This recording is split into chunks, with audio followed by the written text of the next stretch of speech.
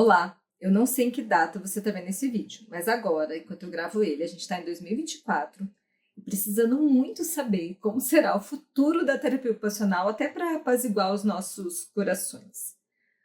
Mas espera aí, Joyce, você disse no vídeo anterior que esse vídeo de agora ia nos levar para o futuro. Isso mesmo, ele vai, porque ele vai nos fazer refletir sobre o futuro e sobre o que a gente quer para a terapia ocupacional e o que a gente vai fazer para que esse futuro dela seja glorioso. Afinal de contas, quem faz o futuro somos nós hoje, né?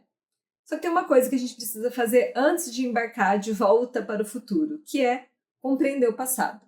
Tanto para a gente promover mudanças agora no presente, quanto para a gente não cometer os mesmos erros do passado. E aí, se eu te disser que nós, TOs, estamos cometendo erros do passado, você acreditaria? E se eu te disser que nós fomos avisadas sobre isso lá em 2020, o que você ia pensar? Talvez você ia pensar que eu estou viajando no tempo, quer dizer, na maionese. Só que eu estou em sã consciência, gente. Eu li isso na nossa Bíblia da TO. E olha só esse trecho que está lá no prefácio do livro. Ayres começou seu trabalho em uma época em que muitos terapeutas ocupacionais acreditavam que mudar a estrutura e a função do corpo se traduziria automaticamente em uma função melhorada. Alguns terapeutas que empregaram a teoria de integração sensorial caíram nessa armadilha. O que poderia ser mais sedutor do que mudar o cérebro? Mas a ênfase excessiva em mudar o cérebro às vezes resultava em relegar a ocupação para o banco de trás. Agora sabemos que mudar o cérebro importa, mas apenas se essas mudanças contribuírem para tornar a vida cotidiana mais fácil e significativa. E isso não ocorre automaticamente. Bandlane, 2020. Quando eu li isso, eu senti até um certo alívio, assim, de não estar sozinha, sabe? Porque eu acho que eu também me perdi também num certo período de tempo. Só que, na verdade, parando depois para refletir sobre isso, hoje eu entendo que nem foi por relegar as ocupações, mas sim pela dificuldade mesmo em entender a teoria de IES, já que tem uma lacuna no ensino da IES. Uma lacuna essa que deixa de lado a análise das disfunções de IES com base no desempenho ocupacional do paciente, coisa que foi primordial para a doutora Ayres, que sempre olhou além do comportamento para ter uma real compreensão das bases neurais das disfunções para apoiar o engajamento e a participação nas ocupações mesmo. Uma outra coisa que eu li no livro que me chamou assim muito a atenção e que pode ser uma explicação até para essa confusão que existe com a IS, inclusive de TOs aí se denominando TO de AVD, TO de IS, é o seguinte: depois que a doutora Ayres faleceu, muitas pessoas quiseram continuar o legado dela. E algumas pegaram diferentes partes da teoria e tentaram avançar. Só que isso também foi numa ânsia aí por nós, TOs, sermos aceitos por outros profissionais e disciplinas. E tem algo que foi central nesse desejo, que esse desejo de ser aceito foi a mudança na terminologia, integração sensorial por processamento sensorial, porque esse era um termo mais conhecido, principalmente para os psicólogos. E olha só se isso não é uma faca de dois gumes. Por um lado, mudar a terminologia faria com que os estudos da doutora Ayres fossem mais aceitos e dessa forma até mais reconhecida, e por outro lado, isso gera inúmeros mal-entendidos. Primeiro, pela falta de clareza da terminologia, e segundo, pela confusão entre a abordagem que foi definida pela doutora Ayres e outras abordagens baseadas na IS, como, por exemplo, o protocolo de escovação de Wilbarger. Aqui a gente faz agora uma pausa dramática. Você sabe a diferença entre a abordagem de IS definida pela doutora Ayres e as outras abordagens baseadas na IS? Se você ainda não sabe essa diferença, mas quer aprender, tá tudo certo, tá? Só que você precisa saber. Então, se você não sabe, me manda uma mensagem que a gente conversa sobre isso.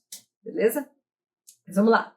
A integração sensorial de Ayres tem esse R aí na bolinha porque ele é uma marca registrada. E esse registro foi feito para proteger a abordagem criada pela doutora Ayres de uma apropriação da teoria dela, né, da doutora Ayres, por outras abordagens que são apenas baseadas em IS, que podem gerar não só uma confusão na nossa prática clínica, mas também no ensino da IS e, inclusive, para os nossos clientes. E aí, gente, tem outra polêmica nessa história toda da terminologia. Olha só o babado.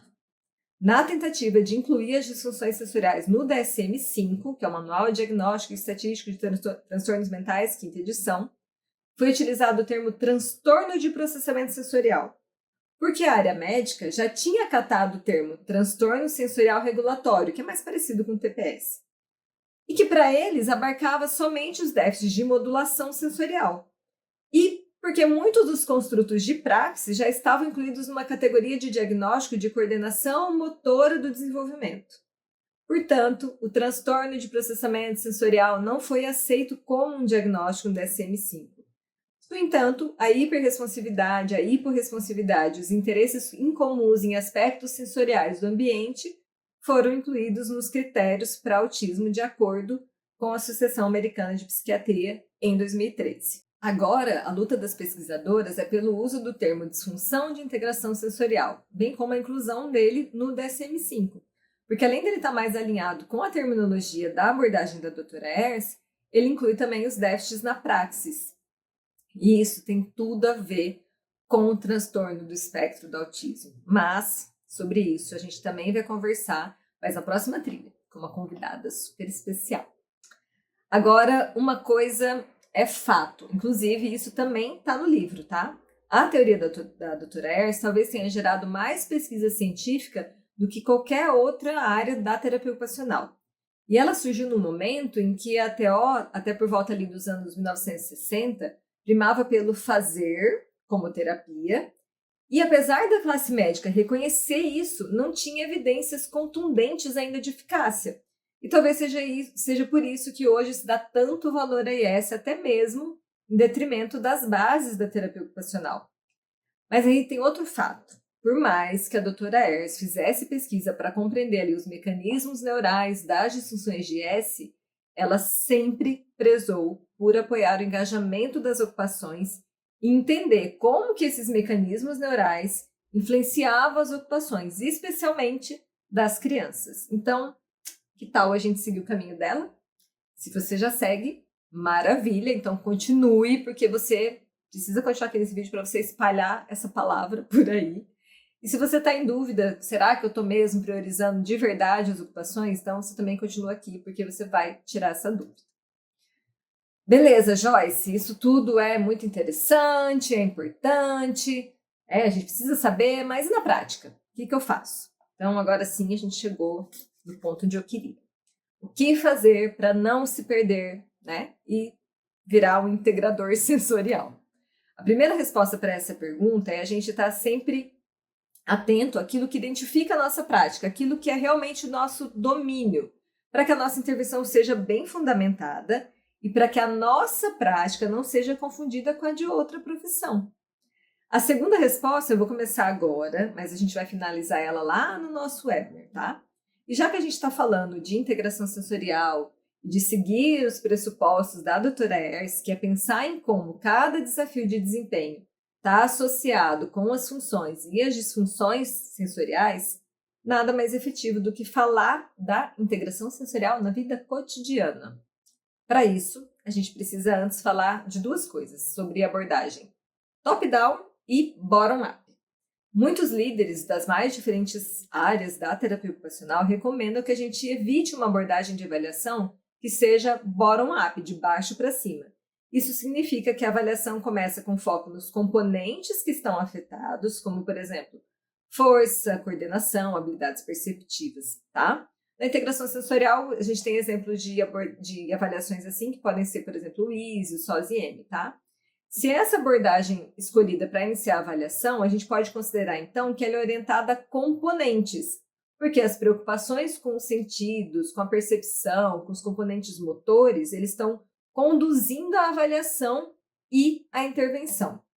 Já a abordagem top-down, de cima para baixo, ela começa com a coleta de informações relacionadas à ocupação, ou seja, o que a pessoa quer e precisa fazer, né? Os contextos para o desempenho dessas ocupações, os pontos fortes e os desafios de desempenho.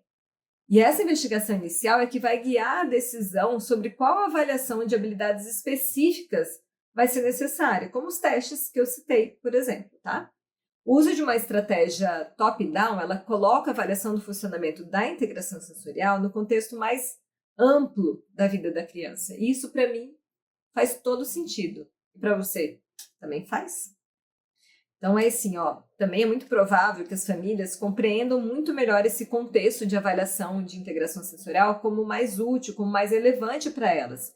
Porque a avaliação só dos componentes parece muito distantes da vida cotidiana.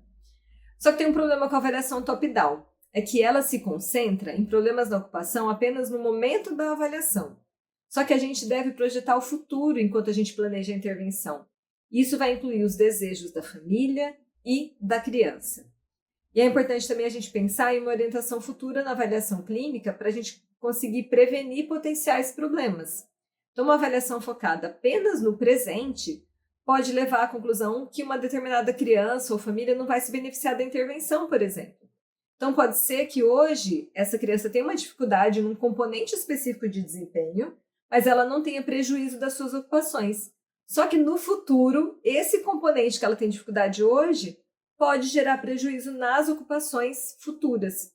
Então, se a gente imaginar de forma consciente a vida futura de uma criança, extrapolando o que a gente sabe sobre a ocupação dela hoje, é mais provável que a gente consiga reconhecer os fatores de risco e prevenir futuras dificuldades ocupacionais, tá? Talvez pesquisas futuras identifiquem preditores precoces de problemas ocupacionais na infância, na adolescência e na idade adulta. Por exemplo, tem pesquisadores que já encontraram evidências preliminares de que eles poderiam prever o desenvolvimento de hiperresposta na infância, com base na presença de dificuldade de alimentação e de sono em bebês.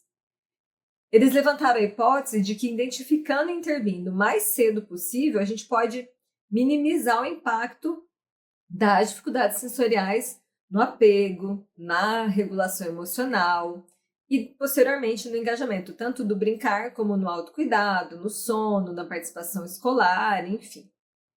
E esse uso de componentes de desempenho para a gente antecipar as dificuldades, ele pode melhorar a vida futura da criança. E por isso a gente pode considerar isso como uma abordagem top-down, em que o futuro é projetado.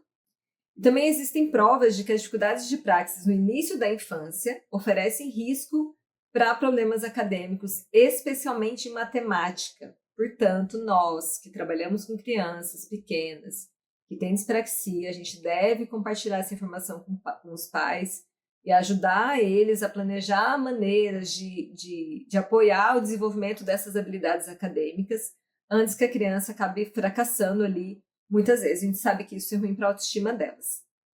E quando as dificuldades de ES influenciam os problemas de uma criança, então o TO ele vai avaliar se a intervenção ela deve se concentrar em alterar o comportamento da criança, em mudar a capacidade dela de participar nas ocupações, em mudar a experiência dela alterando aspectos ali do ambiente, ou se ele vai usar uma combinação dessas três estratégias. E se realmente é necessário uma melhora das funções de integração sensorial, então essa criança precisa de terapia ocupacional individual, usando a abordagem de integração sensorial de ERS. E ali, como alternativa, em alguns casos, decidido em conjunto com a família, a gente pode unir a terapia individual e encorajar a família a procurar outras atividades que sejam benéficas para cada caso de cada criança, como, por exemplo, aula de dança, de futebol, natação, enfim. Então, a gente tem que usar o conhecimento dos pontos fortes e as limitações de integração sensorial de uma criança para modificar as tarefas, as rotinas, os ambientes, para a gente maximizar o sucesso dela e da família nos contextos do cotidiano. Então, gente, integração sensorial não é simplesmente um processo neurológico, ele é sim um processo complexo, através do qual o sistema nervoso vai mediar transações entre os indivíduos e o mundo, tá? E nessa visão, a integração sensorial ela serve, como foi dito no livro, como um andaime para a raça humana. Portanto, ela é indissociável da ocupação. Inclusive, você pode usar essa frase para explicar por que somente TOs podem atuar com integração sensorial de ERS. Beleza, o que a gente precisa fazer para colocar tudo isso em prática? Primeira coisa, botar a nossa cabecinha para funcionar e fazer nosso raciocínio clínico baseado nas ocupações. Inclusive, aqui na plataforma tem um conteúdo bônus, que é a gravação de uma palestra que eu dei, falando sobre raciocínio clínico na IES. Tá, mas eu disse que esse conteúdo ia levar a gente para o futuro da TO. Eu disse. E ele vai levar sim. Só que ele só vai levar se você refletir sobre tudo que a gente falou até aqui e se você fizer a sua parte, contribuindo para que a nossa profissão continue sendo aquilo que ela nasceu para ser, que é a única profissão que é capaz de fazer com que as pessoas que tenham estão em risco de ter limitações nas suas ocupações adquiram e preservem suas identidades ocupacionais. No IPTO, Enquadramento da Prática da Terapia Ocupacional, do Mini Processo, quarta edição, tem uma citação que diz o seguinte: pressuposto filosófico fundamental da profissão é que, em virtude das suas características biológicas, as pessoas requerem ocupação para crescer e prosperar, independentemente da idade e das suas capacidades. No exercício da ocupação, o ser humano expressa a totalidade do seu ser, a união mente, corpo e espírito. Como a existência humana não poderia ser de outra forma, a humanidade é, na sua essência, ocupacional por natureza. Olha, chega e fica arrepiada. Cooper Yude, 2019. Inclusive, aqui embaixo do texto, na aba materiais, você vai baixar esse documento, tá? Eu recomendo fortemente. Você salve ele e leia sempre. E para terminar a nossa jornada de hoje, vamos começar a nossa preparação para o nosso webinar, porque a gente vai, além de conversar sobre tudo que foi dito até agora, fazer exercícios de raciocínio clínico de integração sensorial baseado em queixas ocupacionais. Isso inclui pensar em metas funcionais e em planejamento de intervenção. E é claro, a gente vai ter um momento desabafo, afinal de contas, esse tema, ele pede, né? Fechou então? A gente se vê no webinar. Bye, bye!